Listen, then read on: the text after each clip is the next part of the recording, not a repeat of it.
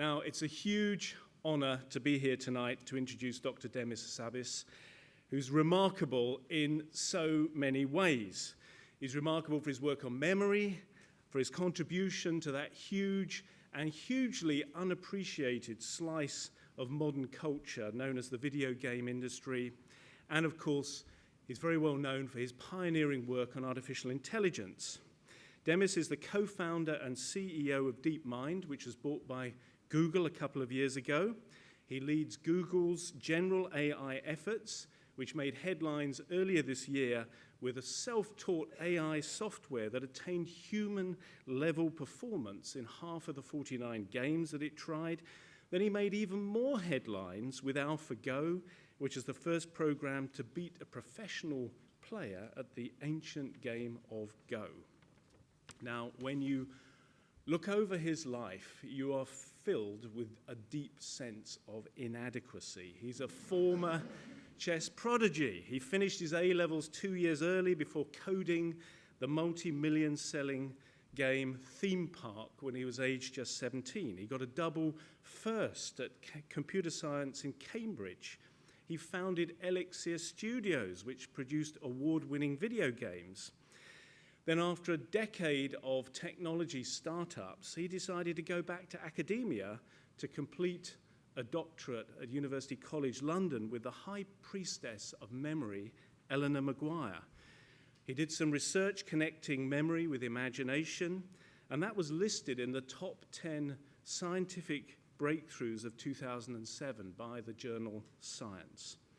And if that's not enough for us mere mortals, he's also a 5 times World Games champion, a recipient of the Royal Society's prestigious Mullard Award, and this year was given the Academy's Silver Medal. Now, there's going to be some time for a few questions after his presentation, but it's a huge honor to invite him to come up to give the autumn lecture on the subject Towards General Artificial Intelligence. Please give him a very warm hand of welcome.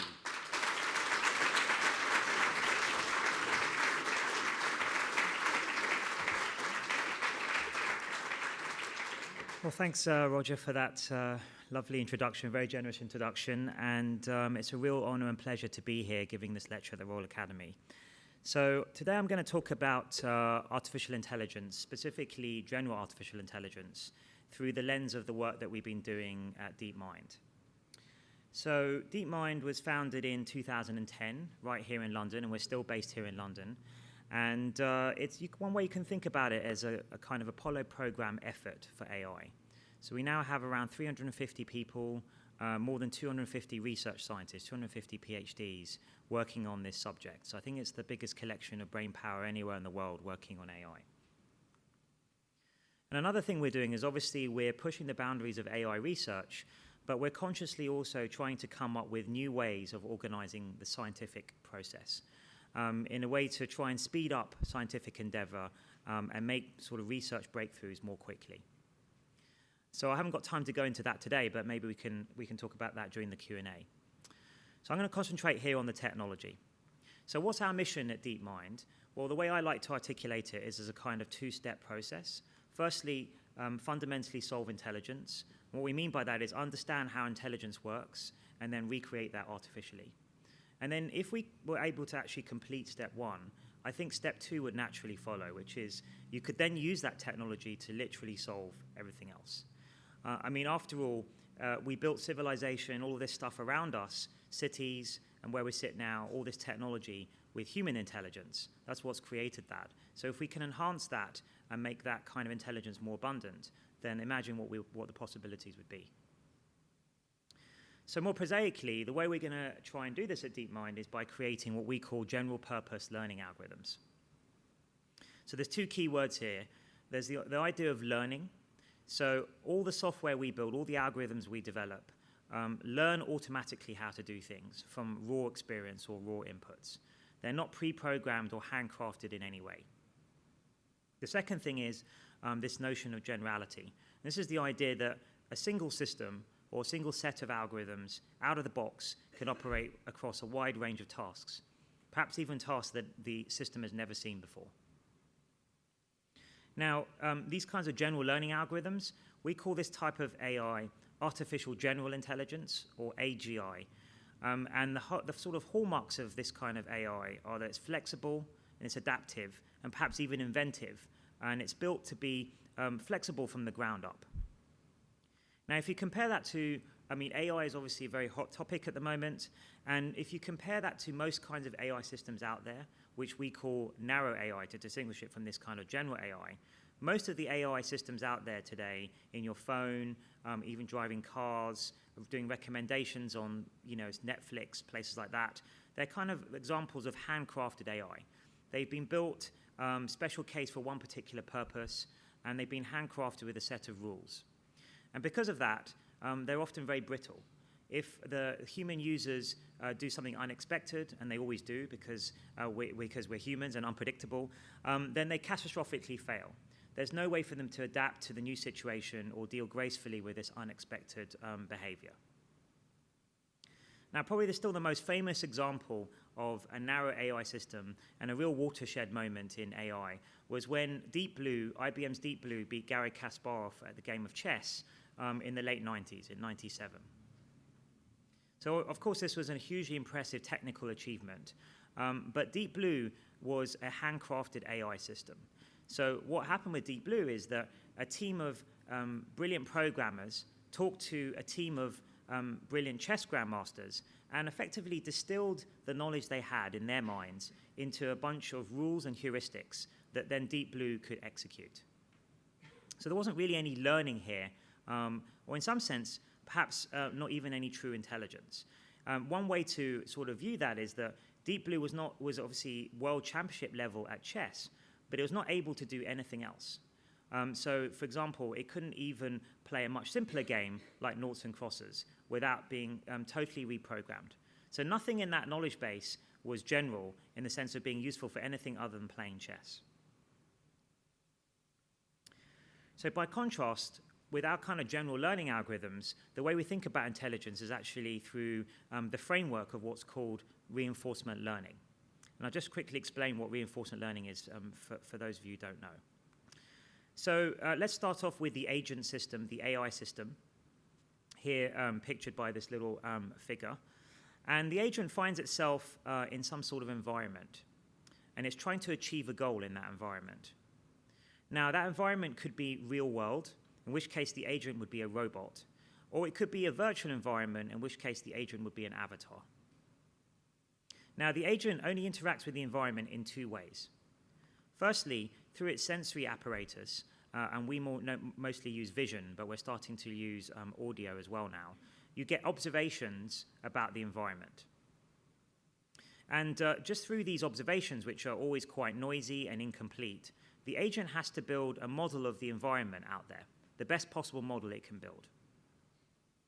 And what the agent does with that model, once it's built that model, is use that model to make plans into the future and try and figure out what action it should take from the set of actions that are available to it at that moment in time that will best get the agent towards its goal. And once it's figured out which action it should take, it outputs that action gets executed, and then that may or may not make a change to the environment, which then drives a new observation.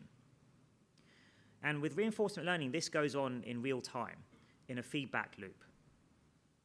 So, in fact, the reason we know that this is enough for intelligence is because this is the way that biological systems learn. All animals, including humans, have reinforcement learning as one of the learning systems they use. And in humans, it's actually the dopamine system that implements these kinds of algorithms. Now, although this diagram looks pretty simple, there's actually huge complexities hidden behind this diagram that need to be solved. And if we could solve all of those complexities, then we know that would be enough for general intelligence.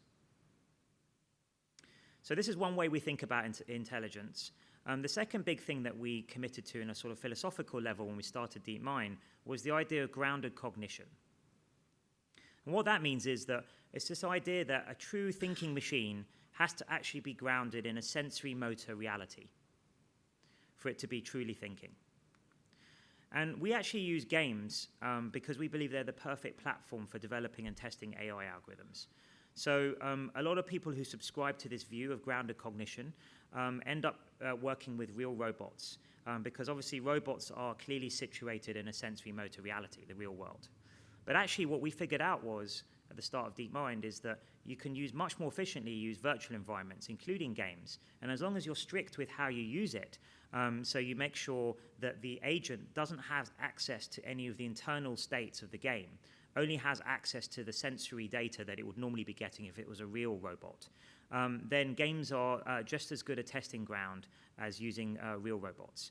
And if any of you who worked with real robots will know that they're quite a nightmare to use in terms of they keep breaking, they're very expensive, and they're also quite slow. So if you compare that to using virtual environments in the cloud, then you can develop your algorithms much more quickly. The other thing you can do is create unlimited amounts of training data because, of course, you can run these virtual environments for as long as you want. There's no testing bias because if you take games that are commercial games that are already out there, then the game designers and the programmers who built those games didn't build those games with AI in mind and testing AI algorithms. They built it to be challenging and fun for human players. So often I think this is one of the things that's held back AI development over the last 20 years, is that usually it's the AI developers that also create the benchmarks and the tests. And you can't help but being unconsciously biased about what tests you create that are sort of roughly suit the types of algorithms that you're thinking about. I've mentioned parallel testing, so obviously because these are virtual environments, especially now we're at Google, we can run hundreds of thousands of these tests simultaneously. And also progress is very measurable. So this is very important in the sense of if you have a long-term big research goal, multi-decade research goal like solving intelligence, you need to make sure that you have lots of short-term measurable goals to make sure that you're going in the right direction.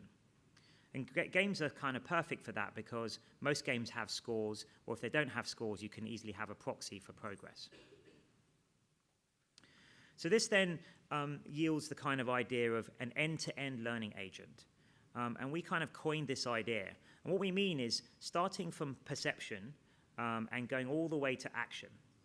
And if it's a computer game or virtual environment, then perception will be starting with the raw pixels. And we're interested in that entire stack of problems, all the way from processing your perception and making sense of that, to building a model of the world out there, to deciding what the best action is to take to get you towards your goal. And at DeepMind, this is one of our big contributions to the AI field, is pioneering the use of games and virtual environments for serious AI research. So we call this kind of algorithm deep reinforcement learning. And what this combines is two of the kind of most important algorithms at the moment in the AI field. Deep learning, which is all the rage right now in terms of processing perception.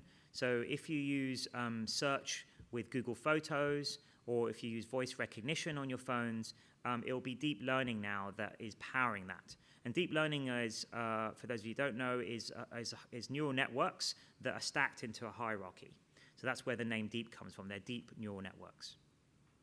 And we combine this with reinforcement learning, which I just talked about.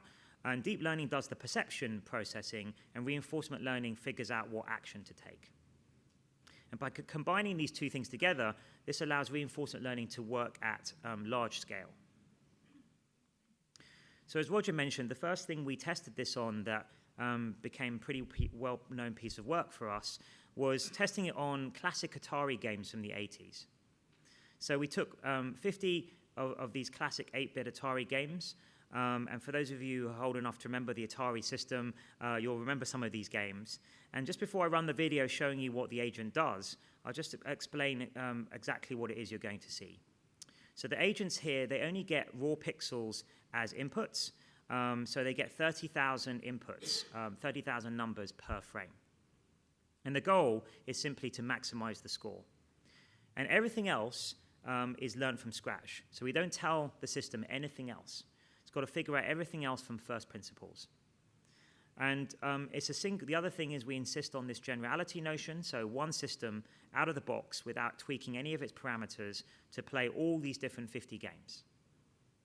So just to be clear, the system doesn't know anything about the rules of the game, It doesn't know how to get points. It doesn't even know what it's controlling. It has to figure all of that out for itself by playing the game and experiencing the game.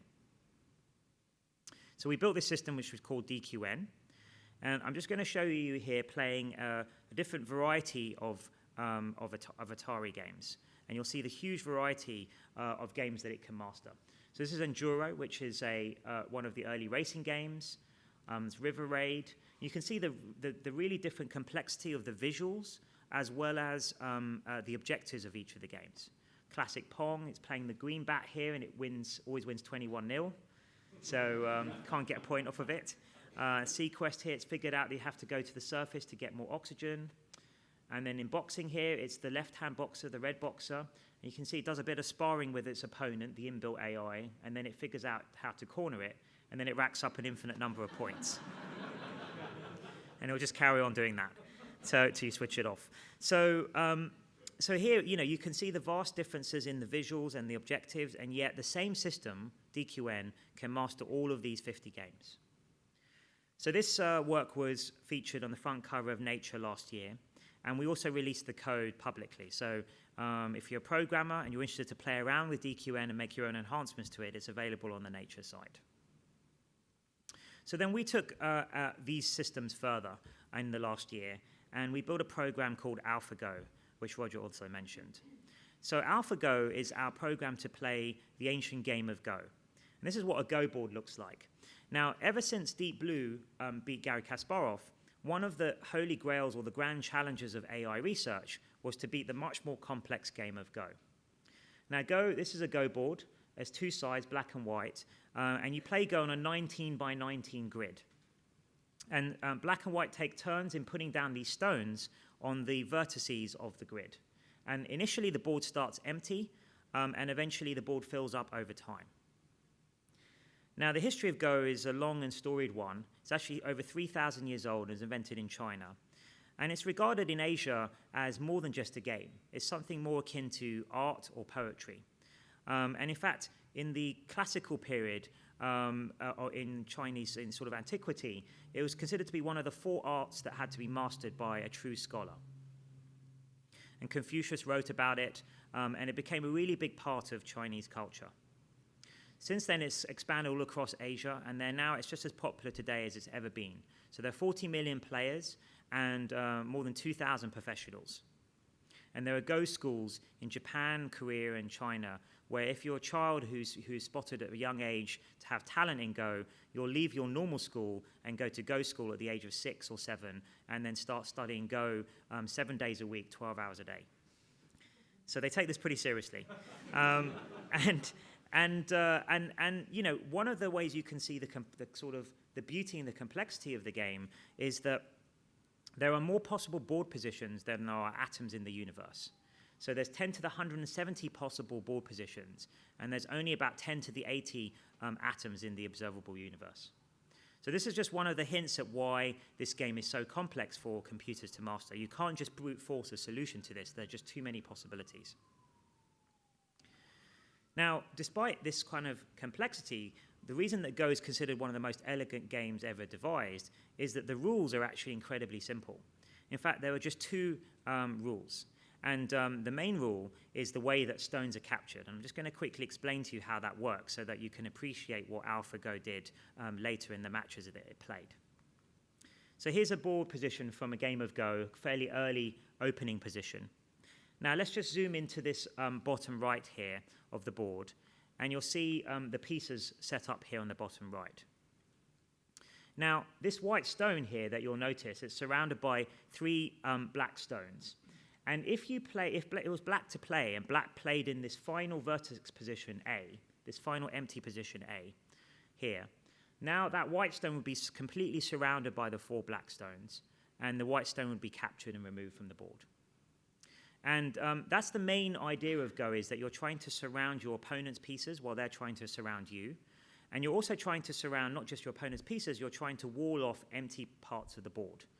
And both empty parts of the board that you surround and the pieces that you capture count as points towards your final score. So this might be a final board position. And you can see here that white has walled off these areas of the territory and black has walled off those areas. And in this case, white wins by one single point, has slightly more territory than black, and white would win the game. So from these simple rules, that enormous complexity develops. So why then is Go so hard for computers to play? Well, there's two main reasons. One is the search space is really massive. So in an average position in Go, there are 200 possible possibilities of where to move. By contrast, if you think about chess, in an average position in chess, there's only about 20 possible moves. So the branching factor is an order of magnitude bigger at 200 for Go. The second thing, which is even more challenging, is that it was thought, until we built AlphaGo, that it was impossible to write what's called an evaluation function to determine who is winning, black or white, in a particular position. And obviously, it's critical to be able to estimate that if you want to write a program that's going to be any good at playing the game. And the reason that's so much harder than, say, chess is in chess, this concept of materiality. So a queen is worth 9 points, a rook is 5 points, knight is 3 points, and so on. And as a first approximation, if you just add up the number of points on each side, that will tell you roughly who is winning in a particular position. So it's quite easy to codify some rules, a set of heuristics, to tell the computer who is winning in any particular position in chess. In Go, this is impossible because there's only one type of piece, a stone. And even like a small change in the position of a stone can change the entire evaluation of the position. So it's much more difficult to write a handcrafted set of rules to tell you who's winning in a particular mid-game position. So the way we got around these two problems is by turning to neural networks. And we trained 2 neural networks to get around both of these two issues. So firstly, we trained a policy network that observed 100,000 strong amateur games downloaded from the internet. And what the policy network did is it learned to predict in any particular position what the most likely moves were to be played. So what that means is, instead of having to look in any one position at all the 200 possible legal moves, you could just look at the top 3 or top 5 most likely. So that really reduces down the breadth of the search that you have to do. The second neural network that we train is called the value network. And this is the network that evaluates a particular position and tells the system who is winning, white or black. And the way we train this is by having our AlphaGo system play against itself 30 million times on the Google Cloud. And with each step, using reinforcement learning, it incrementally improved itself and learned from its own mistakes. So slowly over time, it got better and better at evaluating who was winning in a particular situation after experienced millions of games of seeing, from this position, white ends up winning. From this position, black ends up winning. And over time, it started to generalize and figure out what features about positions predict the eventual outcome. And so by using these 2 neural networks, we can overcome this huge complexity that Go has and make it tractable for a machine to play Go. And in fact, this actually mimics the way that humans play Go, because that's how we as human players overcome this enormous complexity. We don't search everything. We actually use our own natural neural networks to figure out what's the most likely moves based on our experience of those kinds of positions, and also to evaluate those mid-game positions. So once we had this system, we played it against all the best computer programs of the handcrafted type, and it beat all of those 100% of the time. So then we decided to challenge some of the best human players in the world, which culminated in March earlier this year, us taking on a real legend of the game, Lee Sedol, who is a South Korean grandmaster and acknowledged as the greatest player over the last decade.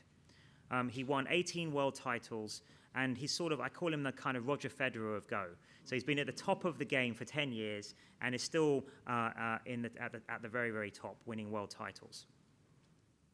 So we played this in March as a $1 million challenge match, live in Seoul over a 6-day period. And in fact, the whole of Asia, and especially Korea, really came to a standstill during this match. So here are some pictures of the crowded press conferences. So I think this was the opening press conference, which is the biggest press conference that Google had ever had. And at one point, that it was so popular, the matches on every TV channel was being displayed the live commentary from the game. Literally, you were in the hotel flicking through all the national TV channels, and every single one was showing the games. And AlphaGo, as many of you know, actually won the game 4-1. And this is a huge kind of milestone in AI research, and also for the Go community, who considered it to be at least another decade before something like this was going to happen. So really, AlphaGo was a decade before its time, which, as you all know from engineering and research, is a very unusual occurrence to be a decade before consensus on when something's going to happen. So the cultural impact of the match was huge. We had 280 million viewers overall, 60 million viewers in China just for the first game, and 35,000 press articles over that week. And the thing I'm actually most proud of is the fact that it popularized Go in the West, which I think the game really deserves. And actually, there were 10 times more boards sold online than normal for that time of year. So I really think it's given a huge boost to the game of Go and its sort of profile in the West. So that, if you want to read more about how we did that, that was also featured on the front cover article in Nature earlier this year. We go into all the details of how we built it and all the technical details of what we did with how to train those neural networks. But I just want to take a couple of minutes to explain to you about not only did AlphaGo win the match, but the way it won it really astounded the world too in terms of the creativity it exhibited. So this is my favorite position from the 5 matches. And AlphaGo is black here. This is game 2. And Lisa Doll is white. And AlphaGo played this move here, this black move here on the right-hand side there on move 37. Now, I just want to take a moment to explain to you why this was so astounding to the Go world and why I think this will go down in history as a very famous move. So normally in Go, there are 2 important lines on the board. There's the third line, and if you play on the third line here, shown by this vertical line, what you're really telling your opponent is that you're trying to grab wall-off territory to the side of the board. So that's one thing you can do in Go. Another thing you can do is you can play on the 4th line instead, 1 line higher up. And if you play on the 4th line, what you're basically saying to your opponent is that I am going to take influence and power into the center of the board. And what you hope is that later on, that influence will result in territory somewhere else on the board. Now, for 3,000 years, the received wisdom has been that playing on the 3rd and the 4th line are about equal. So the territory that someone gets on the 3rd line is about equal to the influence that somebody gets by playing on the 4th line. But what AlphaGo did is it sort of overturned this 3,000 years of tradition and knowledge by playing on the 5th line and taking influence from the 5th line. Now, you're giving away 4th line territory, so your opponent is going to get that much more territory. So this is kind of considered to be unthinkable to do that. And yet that's what AlphaGo decided to do. And what happened is, turned out that 50 moves later, that stone there, move 37, ended up affecting the fighting that broke out from the bottom left-hand corner of the board, completely another part of the board. 50 moves later, those stones down here, these 2 stones here marked by the white triangles, ended up spilling out into the center of the board and then eventually connecting with that move 37, 50 moves later. And that's what won AlphaGo the game. So it sort of somehow intuited this long-term plan and figured out that this very unconventional move was worth playing. And just to show you, so you don't have to take my word for it, how surprising this was, I just want to show you a video of the commentators, the live commentators who were commentating on the match as it was going on. So these were the Western commentators. So this is a guy on the right-hand side called Michael Redmond. He's a very famous Go player. He reached 9 Dan level, which is the highest level, and he's the only Westerner to have ever reached that level in Go. And you know, obviously he studied and lived in Japan for 2 decades to get to that level. And we'll see here, he's watching the monitor and he's observing the moves going on in the match room, and then he's commentating on it on this demo board here. From the Google team was talking about is this kind of evaluation value. You can see he's so surprised. He's that's a very surprising move. I thought it was a mistake. Well, I thought it was a quick miss, but A Clicko, since- if we were online yeah, Go, we right, call yeah. it a Clicko. Yeah, it's a very strange. Something like this would be a more normal move. So what he was saying there is he thought that our computer operator, the lead programmer who was moving the stones on the board and then entering it into the computer, had misclicked. He thought that it actually put the piece down and misinformed the screen as to where that stone was. That's how astounding that and sort of unthinkable that move was to him. And then this was Lisa Doll's reaction. So this is the actual live game board on Move 37. And you can see on the right-hand side is the actual camera on the match room. And you can see Adra Huang, who's our lead programmer, who's entering the pieces onto the screen, the moves onto the screen, and playing the pieces on the board. And Lisa Doll has basically, after that move 37, left the room for 15 minutes. And we were wondering where he'd gone to and whether he just disappeared and left the whole hotel. But actually, I think he just went to the bathroom to clear his head for 15 minutes. So that's pretty incredible. Like in response to how has the computer come up with this move? Now, the amazing thing about Lisa Doll is that he's an incredible games player, one of the best games player I've ever seen. And he actually came back in Game 4 to win Game 4. And with his own incredible move on move 78, which I haven't got time to go into today, played here, this white stone in the middle of the board that confused AlphaGo and was a kind of brilliancy that allowed him to win Game 4. In fact, AlphaGo only gave the probability of that move as a 1 in 10,000 chance, so it hadn't really considered it before Lisa Doll played that move. And what's really interesting is that since the match, I think AlphaGo has spurred Lisa Doll on to even greater heights. So he's had a kind of 90% win rate in championship matches since the AlphaGo match. And he said some very interesting things in the interviews about how his thoughts have become more flexible after playing AlphaGo, and he has a lot of new ideas, and he thinks he'll get good results with that. And he told me after the match that it sort of rejuvenated his passion for the game and his creativity about what is possible. It sort of freed his mind. And the other interesting thing is that he said that he's decided to more accurately predict the next move instead of depending on his instincts and intuition. So Go is very much a game about intuition rather than calculation. So if you ask a great player like Lisa Doll, if they're playing a very difficult game against an even opponent, why they made a particular move, often they'll just tell you it felt right. Whereas a great chess player will never normally say that. They'll normally tell you, I planned A because I thought B was going to happen and then I was going to do C. Now, that plan may not be a good plan, may not work out, but they had a specific plan in mind and they had calculated that out. In Go, it's much more about feel and intuition, which is surprising, and that maybe explains to you why Go is that much harder for computers to play, because intuition and feel are not two things you would normally associate with computer programs. So just to cycle back to what I was saying at the beginning of the talk about Deep Blue and AlphaGo. So Deep Blue, as I mentioned, had handcrafted chess knowledge. These rules and heuristics that were distilled from human chess grandmasters and then encoded by this amazing team of programmers. By contrast, AlphaGo learnt its knowledge by observing expert games and also through practice and self-play. Deep Blue also does full-width search. In other words, it searches all the possible moves in a position. AlphaGo, by contrast, did highly selective search that was guided by these two neural networks. So it only looked at the most probable moves and the most likely moves.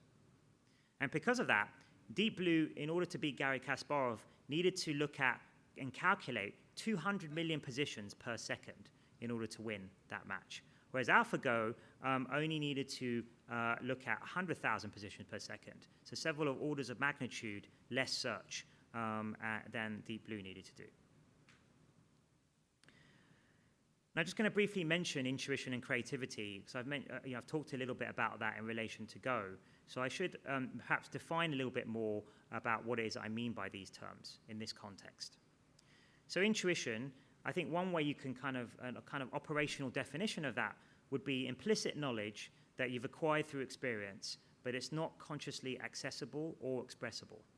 So you can't describe it to someone else. In fact, you may not even be able to verbalize what it is that you know yourself. So you might ask, well, if it's that kind of implicit knowledge and you can't really access it consciously, how do we know it's there? Well, of course, you can probe that knowledge and the existence and the quality of that knowledge behaviorally.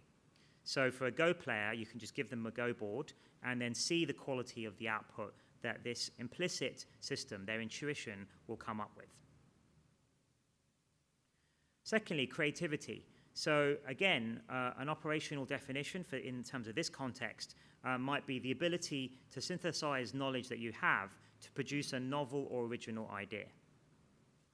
And I think AlphaGo, with its Move 37 and several other moves that astounded the Go world, clearly demonstrated both of these abilities, of course, albeit in a constrained domain like Go. So I'm not suggesting that this is the be-all and end-all of creativity. So just talking about intuition and creativity, one other important thing about our research program at DeepMind is the use of systems neuroscience. And I did my PhD in neuroscience, and we tried to combine some of the best ideas of systems neuroscience with computer science and kind of cross-fertilize those ideas together. Now, we talk about systems neuroscience specifically because we're interested in this kind of high level of neuroscience rather than the biological details. So I talk about we're interested in the algorithms and the representations and the architectures the brain uses rather than the specific synapses and wetware and the implementation details of how the brain does things. So this is not reverse engineering the brain, but it's being inspired by some of the algorithms the brain uses. So we're looking at this kind of systems neuroscience-inspired AI. We're looking in all sorts of areas and capabilities that we would like our AI system to have that we don't currently have. So memory, attention, concepts, planning, navigation, imagination. These are all active areas of research at DeepMind, where we're also, apart from doing machine learning, we're also looking at how the brain solves some of these problems. And it turns out that actually a key area of the brain that's relevant and implicated in all of these capabilities is actually the hippocampus, which is here noted in the middle of the brain in pink here. It's right in the center of your brain. And it's important for memory. This was kind of been known for 50 to 100 years now. If you have damage to your hippocampus, then you're amnesic, so you don't have episodic memory. But part of my PhD work was to show that you also need hippocampus for a bunch of other things, including imagination, imagining the future, as well as remembering the past. So it's really key for a lot of these very important high-level tasks. And what you can think of, one of the projects we're doing at DeepMind is effectively building an artificial hippocampus to fit together with the neural network systems that we already have. Now, we're playing games, and we've mastered Atari games. We're now going to much more advanced 3D games. We've also mastered the game of Go. But the reason we're developing these algorithms is not obviously to ultimately just play games. Despite the fact that that's obviously a very efficient way to develop AI. We want to apply these technologies to the real world. And we're starting to make progress with that now in many directions. And because the kind of algorithms we work on are very general, we hope that we can apply it to a really wide range of real-world tasks that are going to make a huge positive impact in the world.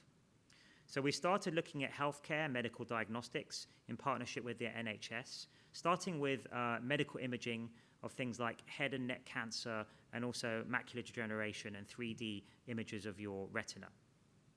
We're also looking at robotics as an application area, and we're even looking at things as interestingly as data center optimization and energy efficiency. So I'll just end by talking a couple of specifics about things we've done recently. So with the data center project, what we did is we effectively applied AlphaGo-like techniques onto the cooling systems of a data center, a Google data center.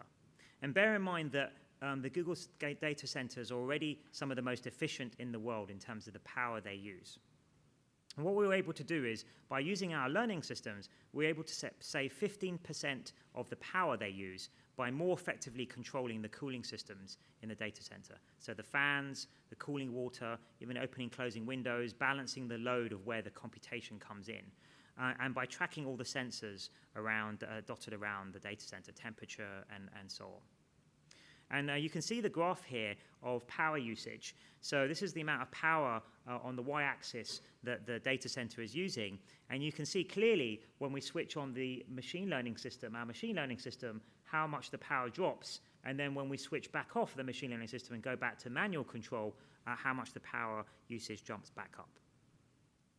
So obviously this is worth tens of millions of dollars of saving in energy, but also it's great for the environment, obviously using less energy for these data centers. And we actually think now we would like to apply this to, perhaps at a national grid scale and try and optimize an entire power grid, not just a single data center. A very different application that we just announced a couple of weeks ago as one of our latest breakthroughs is actually in a completely different area of speech synthesis. So this is text-to-speech systems. So you take some text that you've typed in or you've got from an ebook or the web, and then you generate speech out of it. And this kind of system is used in your phones all the time. If you use Android or Apple or the iPhone, they have these speech systems built in so that the phone can actually talk to you. And most of these systems use what's called concatenative models. So those are kind of state-of-the-art models today. And what those are is that you can think of them very basically as they get an actor to come in and speak for about 30 hours of different forms of dialogue. And then they chop up that speech, that 30 hours of speech, into individual syllables. And then when you now give it a new piece of text that it's never seen before, you patch together and stitch together those different syllables to create those new words and those new sounds. But because the system's stitched together, that's what makes it sound a little bit robotic. Even the best systems still sound quite robotic. Instead of that, we created a new type of neural network, which we called a WaveNet, that models the raw waveform directly, the raw speech waveform, and it can generate new waveforms directly. So not by stitching together example syllables from a pre-described sort of data set. And just to show you what a waveform is, so this is what a waveform looks like, an audio waveform. And if I play the waveform, it's a pretty famous piece of text. That's one small step for man, one giant leap for mankind. So that's what the waveform of Neil Armstrong's phrase looks like. So that we basically take raw data like this, feed that to the neural network, and it starts to figure out how waveforms are created. So it can generate new waveforms for text that it's never seen before.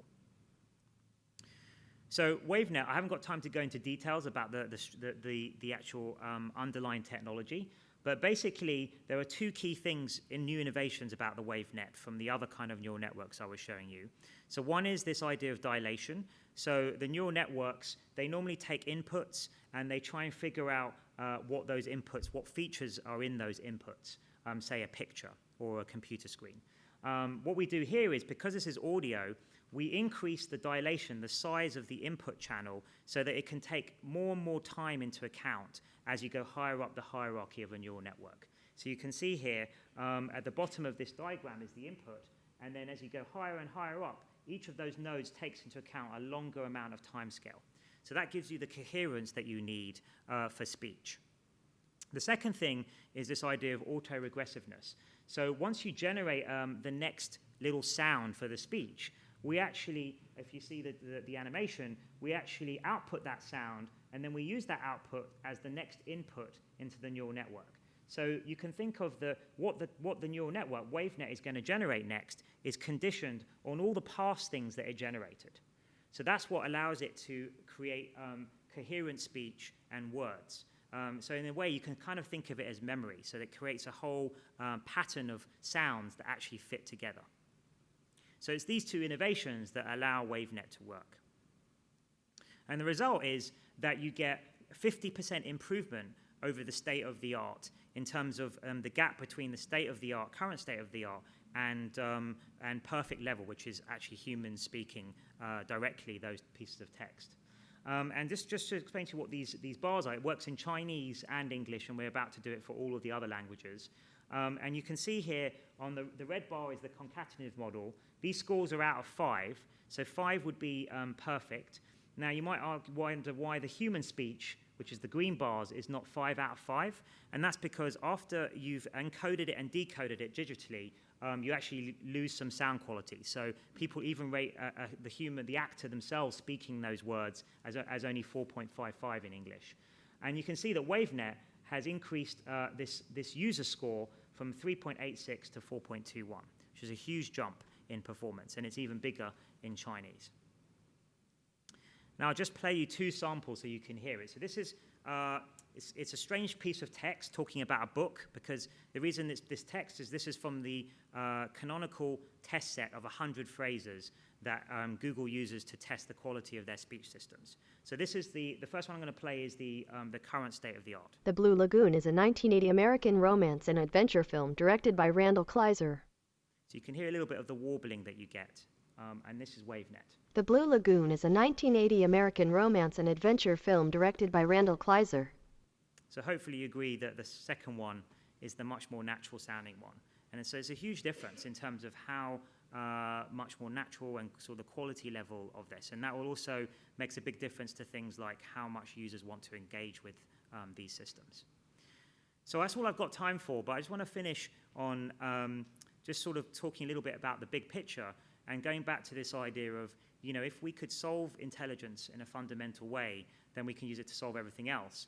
Now, the reason I've worked my whole career on AI is that what I'm really looking forward to applying these AI systems to is science and healthcare, to try and drive breakthroughs in those areas by working with the best human experts in those fields and actually help them manage the amount of data they get and make sense of that data so that they can make breakthroughs much more quickly. Thanks for listening.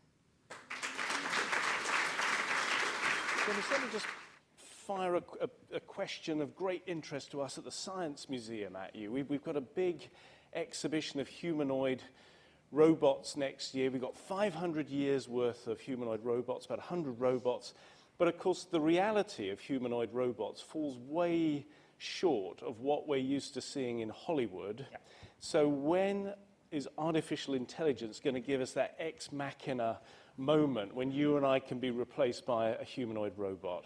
Cheesy question, but I've got to ask it. Well, you know, the thing that's held robotics back actually is nothing to do with the physical capabilities. You know, we have robots that are very dexterous now, can run fast and so on. And if they're controlled by a human controller, they can do a lot of things. What we'd be missing is the algorithms, the intelligence. And I think we're still, you know, many, many decades away from anything like Ex Machina, assuming we want to build humanoid robots. Yeah.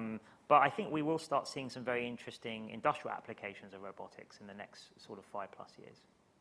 Let's have our first question then, just over here. If you could stand up and introduce yourself.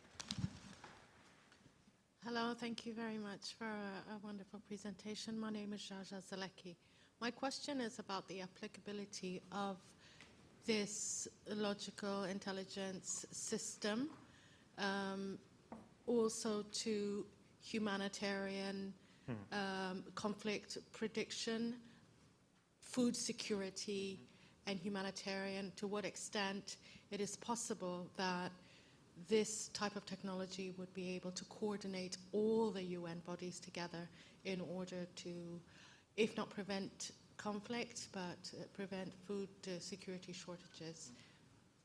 Well, I think, you know, actually one thing I should mention is that the AlphaGo prize money that we won, the $1 million, obviously we won the match, so we donated it to charities. And we gave $450,000 of that to UNICEF. And we got them in to talk about exactly, you know, all the data they have, how they really need help with using that for things like food security or child protection and these kinds of things that they do. And we're starting to explore how we can maybe be able to help. I think when it comes to politics or you know, conflict resolution, I think that's going to be a lot harder, and that will be one of the last things that I think AI will be able to help with, because it's so complex. And it's so, you know, involves emotions and human motivations that are difficult to see just in data. So I think to the extent that we can codify that in data and you know, the results are there in data, I think we might be able to help. I think part of the problem with conflict resolution is that people are not necessarily rational on either side. Even if the AI came up with the right solution, it doesn't mean, you know, based on data, it doesn't mean that the powers that be would actually take any notice of that. That seems to be the evidence of today's world. So I think we might look at NGOs as a first starting point who actually are really keen to engage with this technology and really want to help with things like disease control and poverty and water security. So actually we're very passionate about that, and we hope in the next couple of years to start some projects in that direction. Very nice to start off with a positive use of AI, which is great. Let's have our next question. Do introduce yourself. As I'm John Taysom. I'm a visiting professor in the Department of Engineering at UCL, and I was very struck by the engineering approach that you've taken to find solutions. And my question actually follows quite nicely from the previous one, because it's really about the second area where perhaps we can make significant contributions to preventing humans compromising lives of other humans, and that's to do with car crashes and automotive problems. Clearly a lot of work's going on in autonomous vehicles, but from an engineering point of view, I'm old enough to remember the early days of the internet and the engineering decisions that had to be taken then, whether you had intelligence in the packet or intelligence in the switch. And of course, it was a dumb packet intelligent switch design that won. Are we going the wrong way with autonomous cars? I think you know, there's a lot of very interesting work going on in autonomous cars. Most of the work that I've seen, you know, they use learning systems for some aspects of the system. So perhaps pedestrian identification, things like that. The vision systems are using learning systems. But the planners, the things that actually control the cars, are usually handcrafted.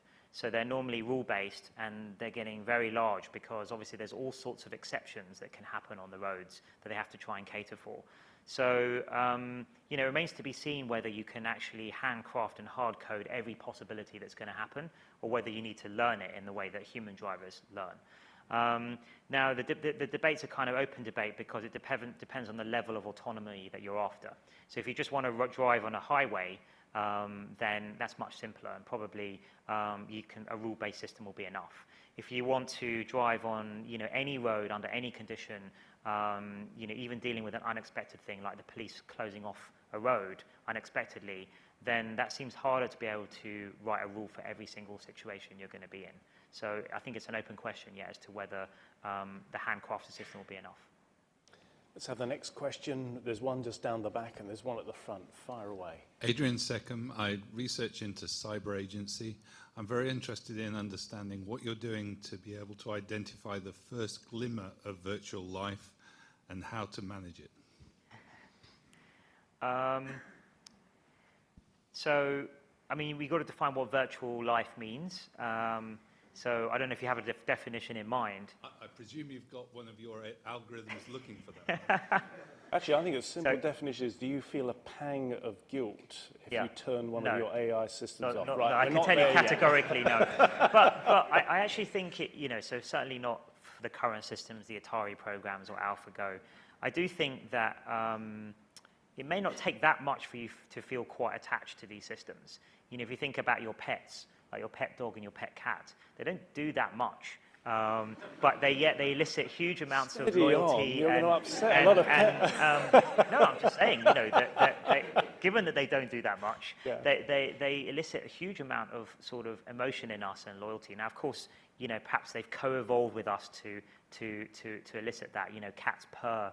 And you know, dogs wag their tail, and we find that very, you know, very sort of attractive. But it's you know, I don't think it would take much behaviour for us to start thinking that these systems are exhibiting some, you know, interesting behaviour that maybe is important. But for now, right. But that also comes down to a design choice too about how much freedom we're going to give these systems to design things like their own goals.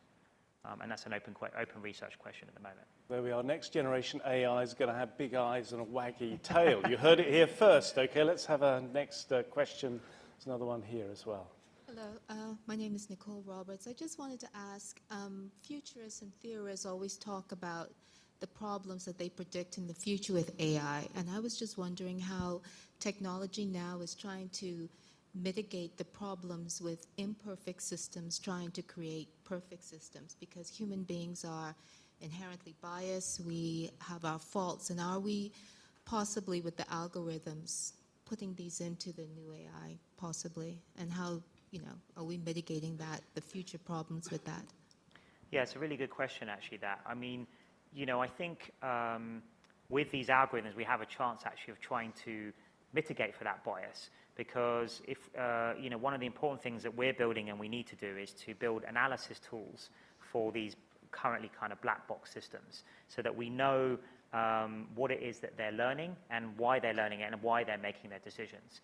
And if we have those tools, and lots of people are building those tools now, and we've got a whole project on that called Virtual Brain Analytics, then we can maybe mitigate those biases if we know they're going on, and actually compensate that by putting in some other numbers or another adjustment to that system so it kind of balances out the inherent bias.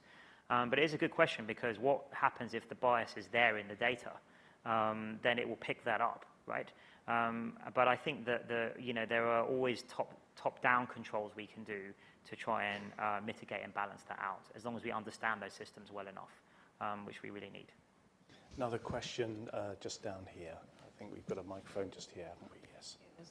Oh, Yeah. Sorry, I beg your pardon. Right, it's all the way at the back. I beg your pardon. Fire away. Thank you, Demis, for your wonderful talk. We've heard in the first speaker, Vanessa Lawrence, Location International. We heard from the first question asking about humanitarian work. And we know that the United Nations Sustainable Development Goals are very much going to be successful if we're able to measure and monitor what's exactly going on, and if countries have the data in order to provide to the decision makers. And much of that's going to be done by satellite and imagery and drones, where absolutely the wealth of data, very much, there's many of us already trying to work to think about how AI can actually make a difference so that countries and regions really are able to submit these for the measuring and monitoring that's going on. And I wondered if you've been involved in this.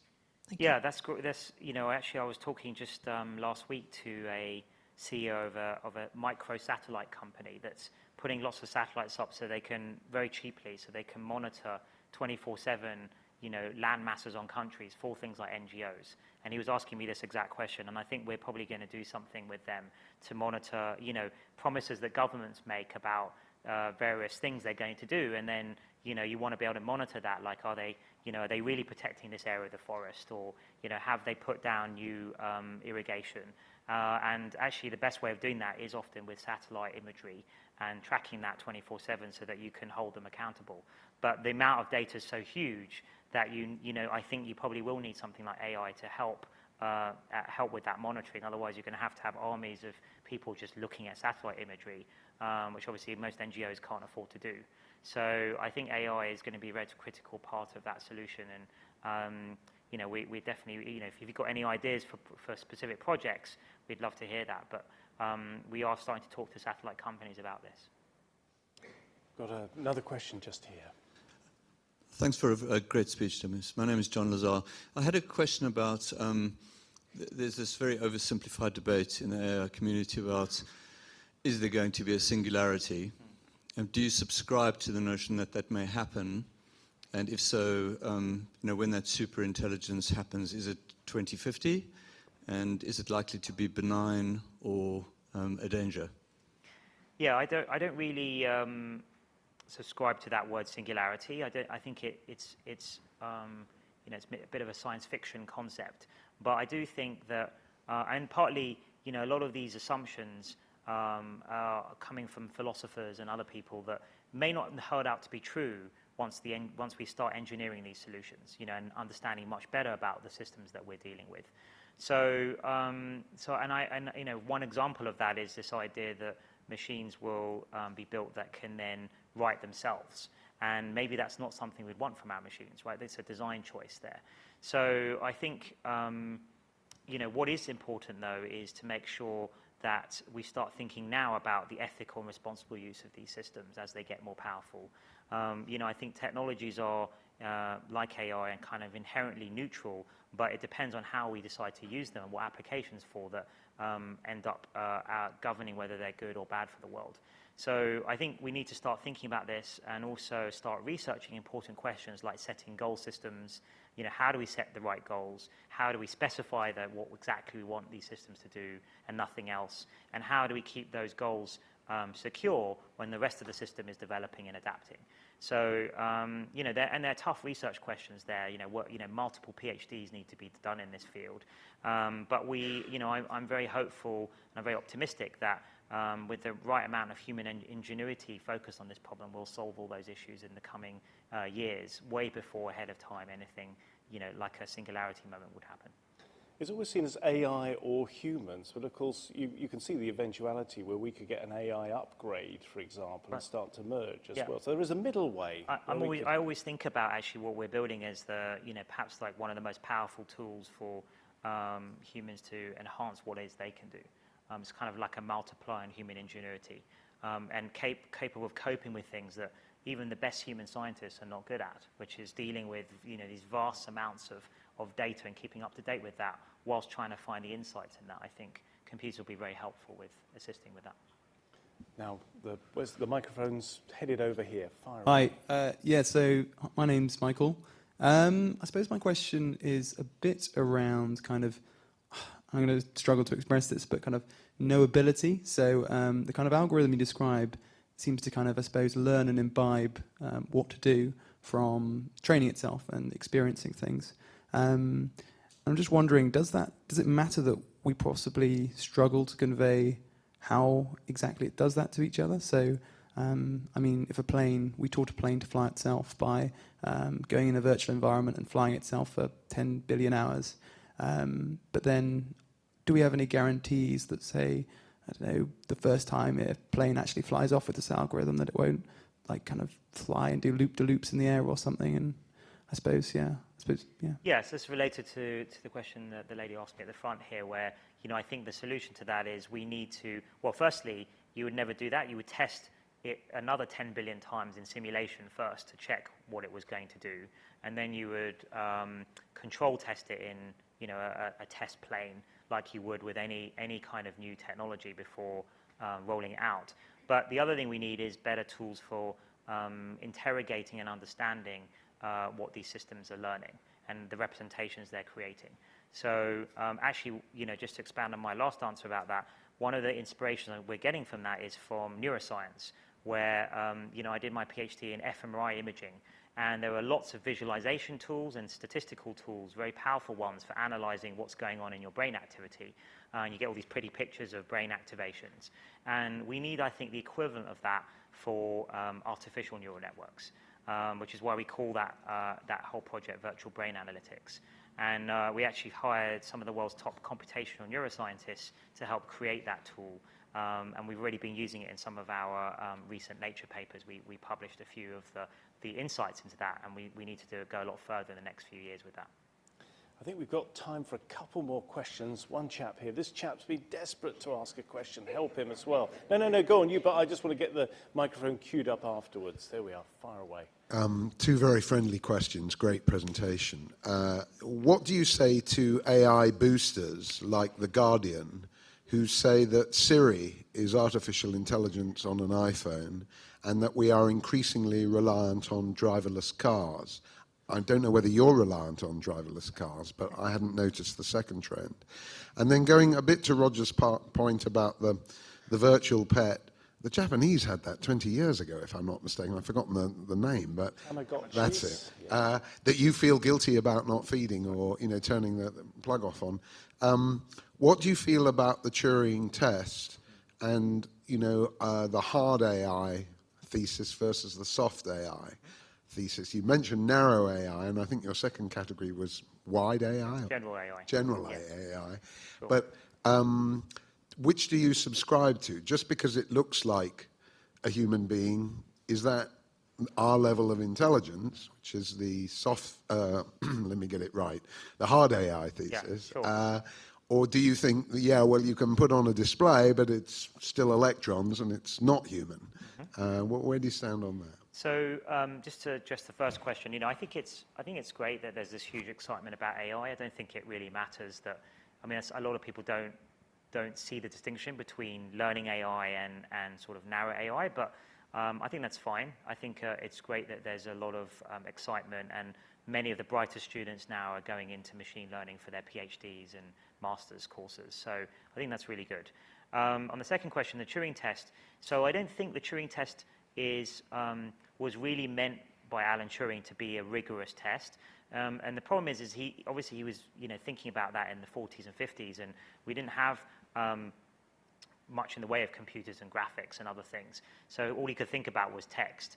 And it turns out that that's not a good test because it can be gamed very easily, right? And the thing, there's systems that periodically say they've solved the Turing test, and they're just parlor tricks. Actually, it turns out humans are quite easy to fool if you have a short 5-minute dialogue with them, and they have some kind of expectations. So, and they're not necessarily computer science experts. So I think it's interesting from an inspiration point of view, but I don't think it's really a rigorous test that should be taken seriously. Having said that, the deeper question it gets at, which I think you were asking, was at what point. It's probably related, I guess, to the consciousness question. At what point is a system really human-like, depending on the behavior it exhibits? And actually, we're kind of agnostic about that at the moment, in the sense that we're looking to build intelligent machines, and I think that consciousness is not a well-defined capability. Even philosophers haven't agreed on the definition. So I think that's one problem with asking, are machines conscious? Can they be conscious? But my betting is that intelligence and consciousness are dissociable. So what I mean by that is I could imagine building a very smart machine that doesn't feel conscious in any way, in the same way you do to me and I do to you. So I think they are going to be dissociable. But interestingly, from wearing my neuroscience hat, I'm obviously very interested in what consciousness is and this phenomenon of consciousness. And I think that this journey we're on to build general AI in this neuroscience-inspired way, I think might shed light on this consciousness question. In the future, we may have this artificial system that we can compare to the human mind in some ways, and maybe that will reveal some of the deep mysteries of the human mind, like consciousness, dreaming, creativity, and elucidate either what's special or how to mimic those behaviors. Either way, I think that would be an interesting scientific question. One very last quick question. I'm not sure where the microphones ended up. Okay, but make it very quick. Hey, I'm Jazz. I work in AI at PwC. So as AI becomes more integrated into our lives and people rely on expert-type systems, for example, which skills do you foresee becoming most essential in the future? Yeah, it's a good question, actually. I think creative skills are going to be more and more valued. So you'll have these very powerful systems that can crunch lots of data, but you'll still need to. I think that the top creative people will still be able to use those in unique ways that add much more value. I think it might be a multiplier on that. Interestingly, having self-learning systems might democratize kind of AI and engineering in a sense that maybe you don't need to know how to exactly program these things because maybe you can teach them instead. So it's interesting that could happen. I think also a lot of the skills, human skills like empathy and emotional skills, those types of skills and those types of jobs might become much more valuable than they are today.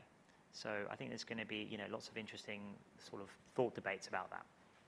Fantastic. Well, thank you for your brilliant questions. Thank you to the Royal Academy of Engineering. And finally, I think we must give one last hand of applause to the superhero of AI, Dr. Demis Hassabis. Thank you. Fantastic.